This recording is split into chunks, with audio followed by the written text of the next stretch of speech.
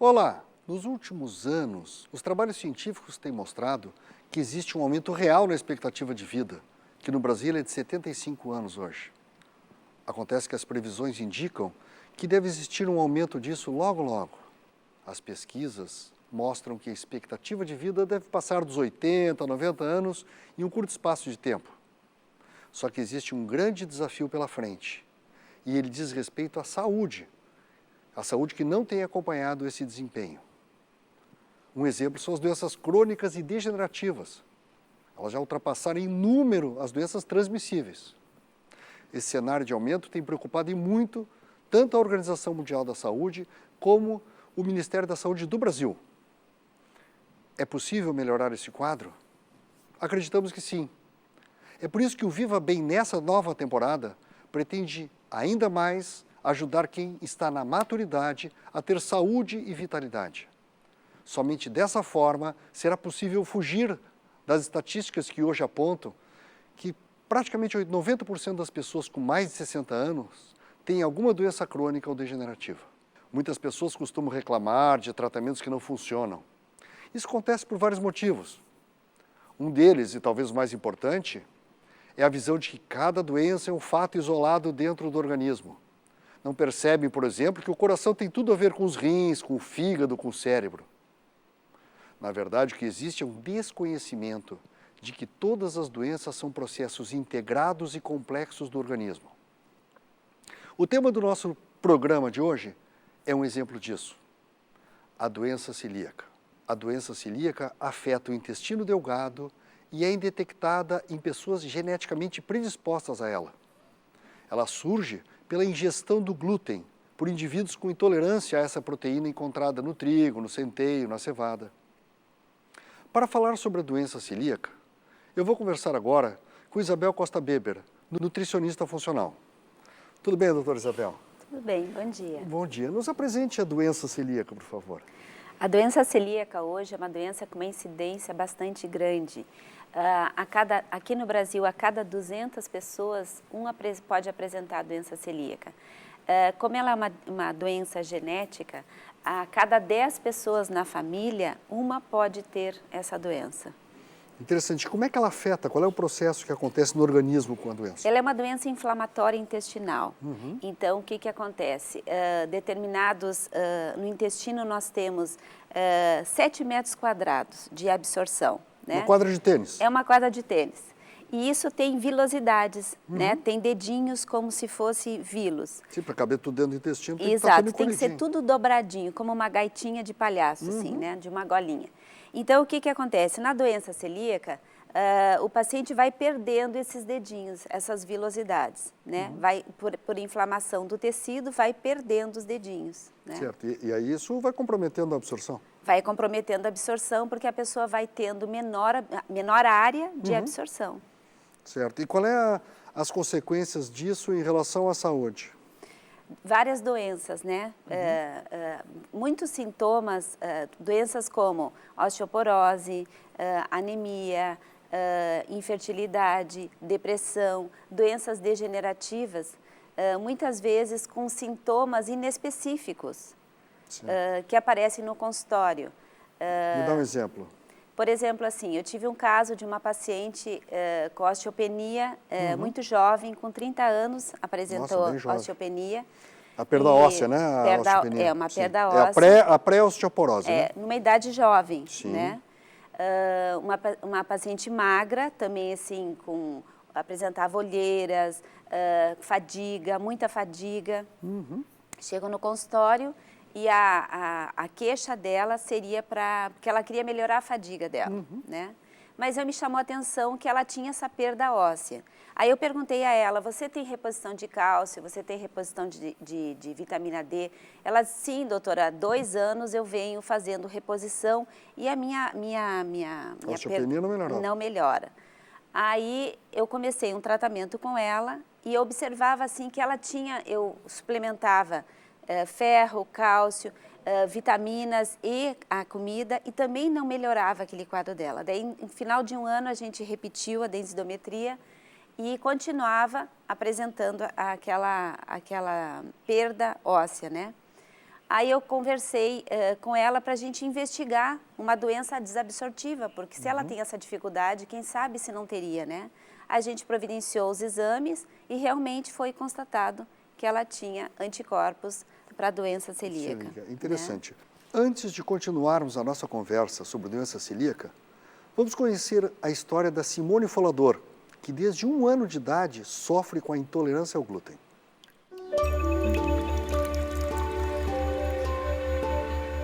Por ser uma doença que ainda é objeto de estudo e tem diversos sintomas, muitas pessoas, como a Simone, passam anos sofrendo sem saber o motivo. De 1 ano aos 4 anos, eu fui aquela criança que vivia em hospitais, em médicos.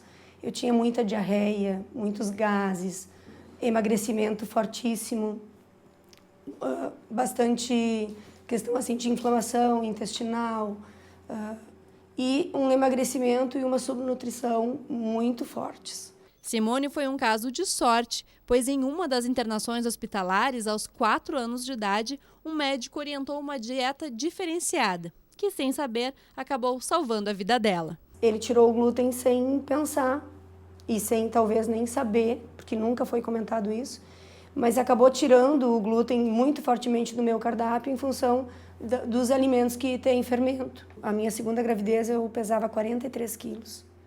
Então eu já estava assim, com bastante abaixo do meu peso, desnutrida, com carências nutricionais, e engravidei do meu menino. E aí essa gravidez foi assim bem complicada.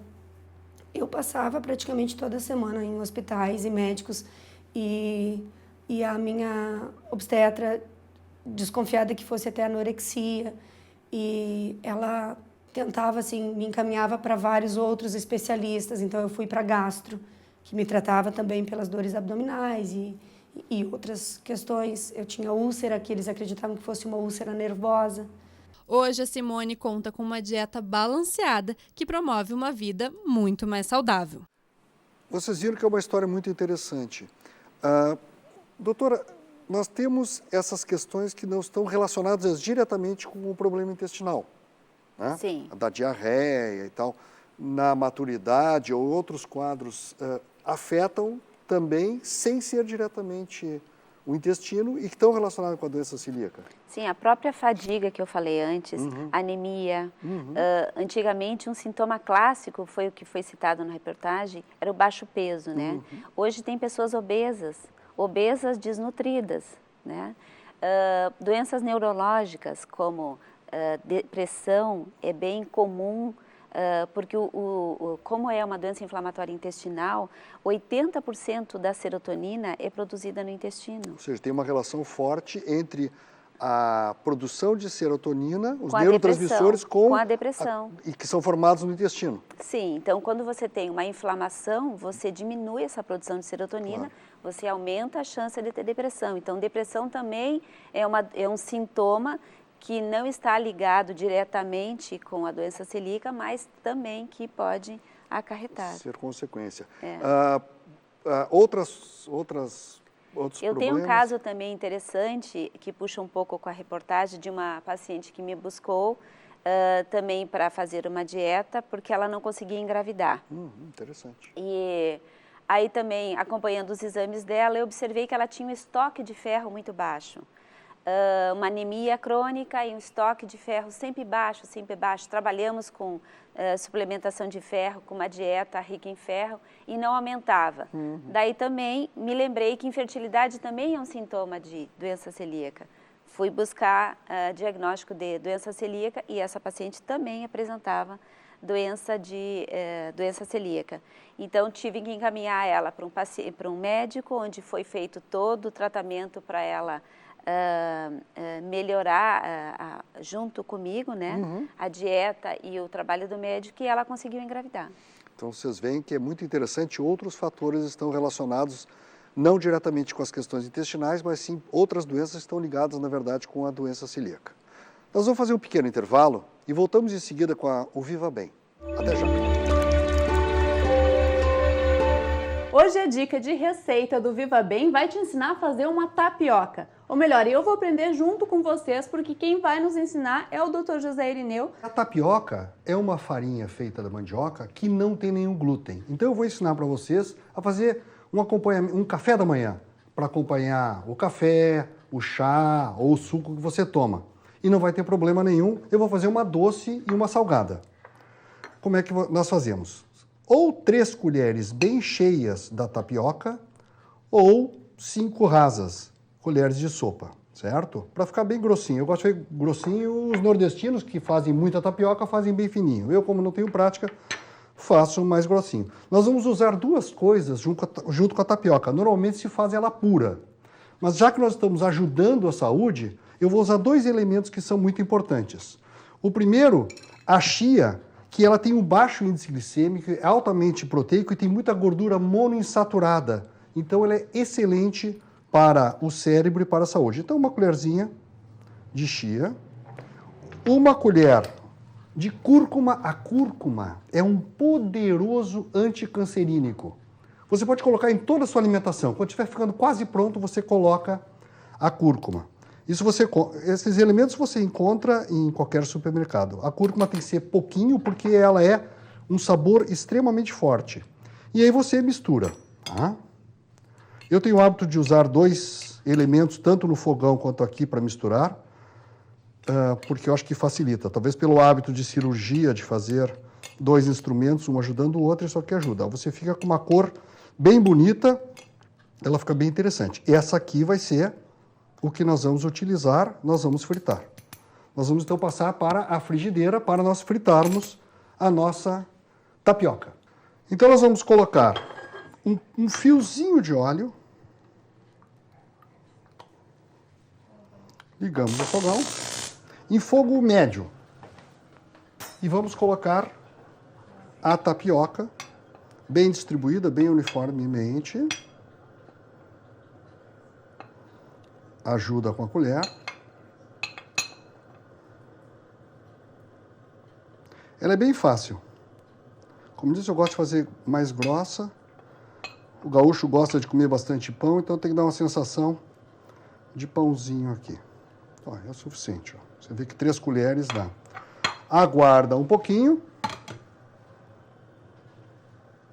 Ela começa a trabalhar e ela é uma cola. E ela vai então colando uma na outra, vai formando aquela gelatina. E então você vai tendo a possibilidade, daqui a pouco você vai virar. Vou usar uma pequena ajuda.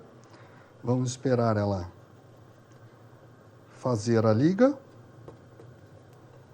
E em seguida nós vamos virar. Depois de uns 3 ou 4 minutos, ela já está no ponto de virada. Vamos, então... Eu não sou um panquequeiro, né? Mas... Ó, viramos. Mais 1 minuto desse lado e ela fica pronta. Então nós estamos com a tapioca pronta. Vamos colocar no prato.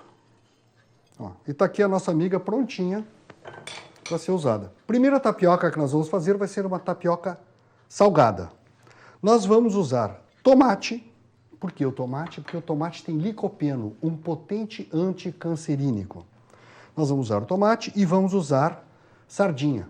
A sardinha é interessante, ela é desprezada porque parece ser uma comida de pouco valor, mas você sabe que a cada 100 gramas de leite, você tem 100 miligramas de cálcio.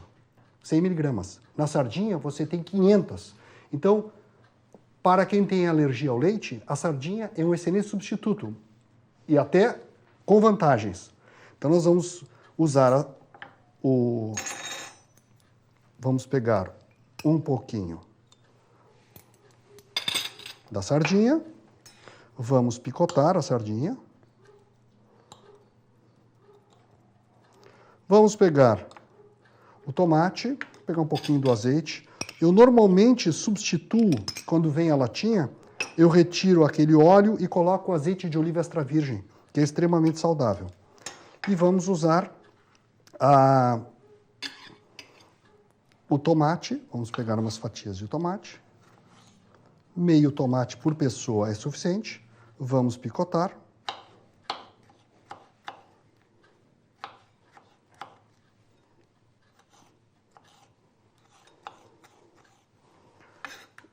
Você, usando a sardinha com seu óleo, você já está... Não precisa botar sal, nem pimenta, nem nada, porque a sardinha já é temperada. Misturamos as duas.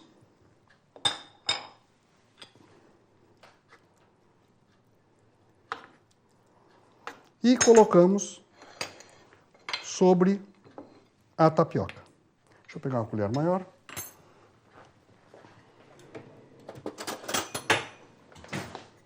Instrumentos são sempre importantes. Você pode fazer a tapioca de duas maneiras. Pode fazê-la aberta ou fechada, dobrar como se fosse uma panqueca. E comer com a mão ou comer com garfo e faca. Aqui nós temos ela bem saudável. Ó. Ela é linda e extremamente saudável, não tem glúten e tem vários elementos. Tem cálcio, todos os elementos que você precisa. Certo? Agora vamos partir para a tapioca doce. Então, primeiro pegamos ou 3 colheres cheias ou 5 rasas da farinha da tapioca. Vou usar a chia, que é extremamente proteica, uma colherzinha de chá, e uma de cúrcuma, que é um poderoso, meia colherzinha, porque ele é muito forte, meia colherzinha de cúrcuma, que é um poderoso anticancerínico. E vamos misturar. Ela fica uma cor bonita, porque normalmente a tapioca ela é branca, que ela é feita pura. Essa, além de dar todos os elementos saudáveis, fica extremamente bonita a nossa tapioca. Nós vamos usar queijo branco. O queijo branco é o que tem menos calorias e muitos nutrientes. Para mim, é o campeão dos queijos. Tem fósforo, vitamina D, vitamina A, cálcio em grande quantidade. Ele é excelente para a saúde. Nós vamos usá-lo, vamos picotar. Vamos lá com a ajuda da colher aqui. Vamos picotar o queijinho. É uma delícia. Esse é o seu docinho. O que vai fazer para acompanhar o doce? Vamos colocar em cima. Com o que nós vamos acompanhar? Nós vamos acompanhar com mel. Porque o mel, ele é excelente. Vamos virar assim, eu gosto de virar mel, porque mel é bonito. Isso aí. O mel tem potássio, magnésio, sódio, cálcio e ele é um excelente probiótico. O que é um probiótico? O probiótico é aquele alimento que nutre as bactérias boas do intestino. Nós temos bactérias que fazem toda a nossa saúde intestinal. E temos uma coisa muito importante que a gente pode colocar, que vai dar um sabor e é excelente, que é a canela. A canela, ela tem duas coisas muito boas. Ela baixa o índice glicêmico, ou seja, o que tiver de caloria ele vai baixar. Ele acelera a queima orgânica, então ativa o organismo, principalmente para nós que estamos na maturidade, acelerar e ativar o organismo é muito bom, e ela também funciona como um excelente antioxidante. A canela é maravilhosa. Então, fizemos as duas tapiocas, a tapioca salgada e a tapioca doce. Fica o nosso recado e a nossa frase de sempre. Nunca esqueça que cuidar da saúde é um prazer. O Viva Bem está de volta e estamos conversando com Isabel Costa Beber, que é nutricionista funcional, sobre a doença celíaca. Doutora Isabel, nos dê uma apanhada agora sobre a parte do tratamento, né? Como é que ele acontece? O tratamento é dieta, né? É uma dieta isenta de glúten. O glúten é uma fração proteica de alimentos como trigo, centeio, cevada, malte e aveia, né? É uma dieta onde a gente pede para os pacientes controlarem muito a leitura no rótulo, porque mesmo você achando, eu vou comprar batata, uma batata frita, a batata frita não tem glúten. Sim, né? A batata não tem. Só que essa batata pode ser feita de uma massa de batata e nessa massa ter amido. Né? Sim, os fast food basicamente são feitos de massa. Ter uma farinha de trigo lá nessa batata. Então, toda pessoa Não achar simplesmente assim, uma batata frita é isenta de glúten. Não, tem que ler rótulo. E também ter a contaminação cruzada, né? Por exemplo, assim, a contaminação cruzada. Você, quando vai executar pães, fazer pães, bolachas, biscoitos, tem que ser numa cozinha isenta de glúten. Não pode, por exemplo, fazer lá um bolo, daí lava a forma e daí já põe uma outra massa. Não, tem que lavar todo o ambiente, tem que ser estéril para poder produzir alimentos sem glúten. Porque mesmo poucas quantidades de celíaco, glúten já é o suficiente para... traços de glúten já é suficiente para fazer a lesão, né? No intolerante não, mas no celíaco sim. Então, inclusive a aveia, que é um alimento que gera muita confusão, porque a aveia é um alimento sem glúten na origem do grão, mas quando ele é processado, ele acaba se contaminando, né, nos moinhos com o trigo. Assim, porque eles são produzidos no mesmo moinho que o trigo. Você faz o então trigo ele acaba e depois pegando você traços. Entendi. Então, no celíaco, ele não pode comer aveia. Já existe no mercado hoje aveia sem glúten. Ou seja, que são que foi processadas em processado lugares... moinho estéril. Entendi. Então, com certeza, essa aveia pode. Mas a aveia normal, que se encontra em supermercado, não pode ser consumida. Mas, assim, o que é importante, então, é você ter alimento sem glúten, que hoje tem bastante, a oferta é enorme, né? Só que tem que cuidar que, como a oferta hoje é bastante ampla, tem muitos produtos sem glúten que não são de boa qualidade. Assim, porque você já tem a tendência inflamatória do paciente pelo glúten.